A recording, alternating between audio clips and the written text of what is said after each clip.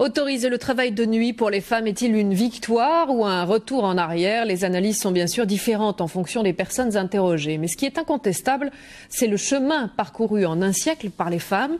Tout a commencé avec la Première Guerre mondiale, lorsque les hommes étaient sur le front. Amélie Deloy, Myriam Metaoui.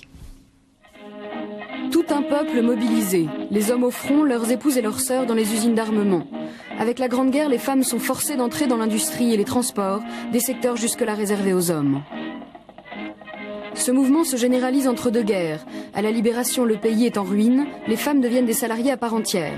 En 1946, la notion de salaire féminin inférieur à celui des hommes est supprimée. Après la crise, l'embellie économique des 30 Glorieuses. Pour prospérer, la société a besoin de tous. Cette fois encore, les femmes répondent à l'appel, mais leur statut social est encore inadapté. Il faut attendre 1965 pour qu'elles puissent exercer une activité professionnelle sans le consentement préalable de leur mari. L'émancipation est en marche. L'accès aux études et la révolution sexuelle vont bouleverser la place des femmes dans le monde du travail.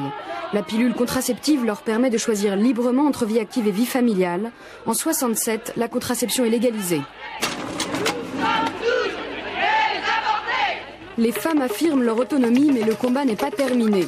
Un nouveau slogan apparaît, à travail égal, salaire égal. En 1972, l'égalité de rémunération est enfin inscrite dans la loi. Tout était possible, un univers s'ouvrait enfin d'égalité pour les femmes.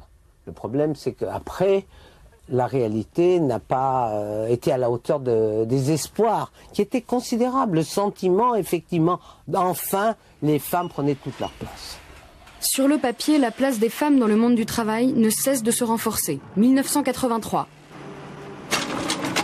Promulgation d'une loi sur l'égalité professionnelle entre les hommes et les femmes. Mais la pratique ne suit pas.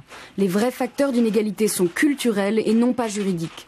À niveau d'études égales, les femmes sont généralement exclues des postes de direction.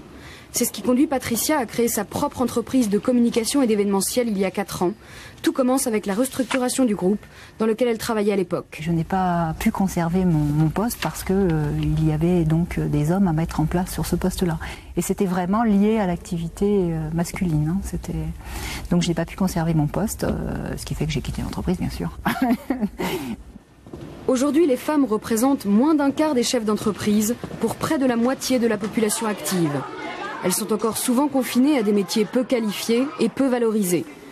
30 ans après la loi sur l'égalité salariale, le constat est navrant. Le salaire des femmes reste en moyenne inférieur de 25% à celui des hommes.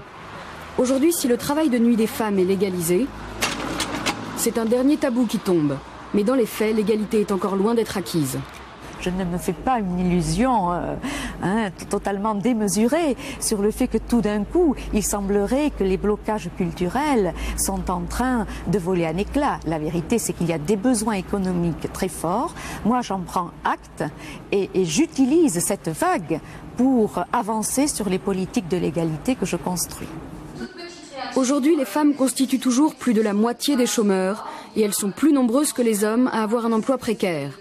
Après avoir gagné sur le terrain législatif, elles doivent maintenant imposer l'égalité professionnelle dans les mentalités.